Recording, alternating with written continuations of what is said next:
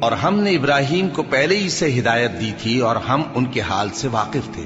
جب انہوں نے اپنے باپ اور اپنی برادری والوں سے کہا کہ یہ کیسی مورتی ہیں جن کی پرستش پر تم لوگ جمے ہوئے ہو، وہ کہنے لگے کہ ہم نے اپنے باپ دادا کو ان کی پرستش کرتے دیکھا ہے۔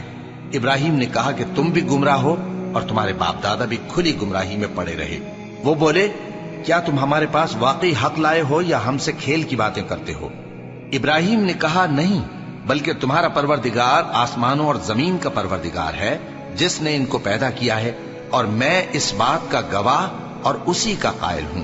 اور اللہ کی قسم، جب تم پیٹ پھیر کر چلے جاؤ گے تو میں تمہارے بتوں سے ایک چال چلوں گا۔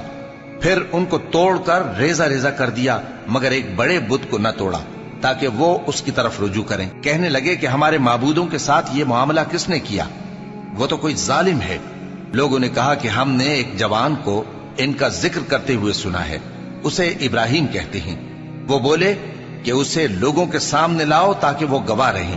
جب ابراہیم آئے تو بت پرستوں نے کہا کہ ابراہیم، بھلا یہ کام ہمارے معبودوں کے ساتھ تو نے کیا ہے؟ ابراہیم نے کہا، بلکہ یہ ان بڑے بت نے کیا ہوگا، اگر یہ بولتے ہوں تو ان سے پوچھ لو۔ انہوں نے اپنے دل میں غور کیا تو آپس میں کہنے لگے، بے شک تم ہی بے انصاف ہو۔ پھر شرمندہ ہو کر سر نیچا کر لیا۔ اس پر بھی ابراہیم سے کہنے لگے کہ تم جانتے ہو یہ بولتے نہیں۔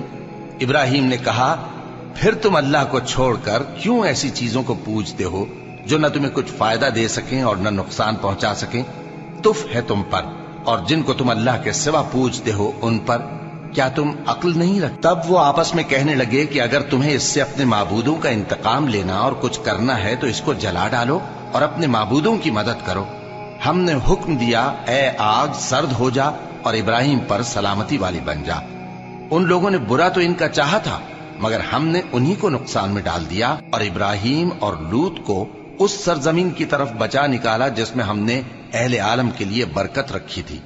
اور ہم نے ابراہیم کو اسحاق عطا کیے اور اس کے بعد مزید یعقوب بھی، اور ہم نے سب کو نیک بنایا تھا اور ہم نے ان کو پیشوا بنایا کہ ہمارے حکم سے ہدایت کرتے تھے، اور ان کو نیک کام کرنے اور نماز پڑھنے اور زکوٰۃ دینے کا حکم بھیجا، اور وہ ہماری ہی عبادت کیا کرتے تھے۔ اور لوط کا قصہ یاد کرو جب ان کو ہم نے حکمت و نبوت اور علم بخشا اور اس بستی سے جہاں کے لوگ گندے کام کیا کرتے تھے بچا نکالا۔ بے شک وہ برے اور بد کردار لوگ تھے، اور انہیں اپنی رحمت میں داخل کیا، کچھ شک نہیں کہ وہ نیک کرداروں میں تھے۔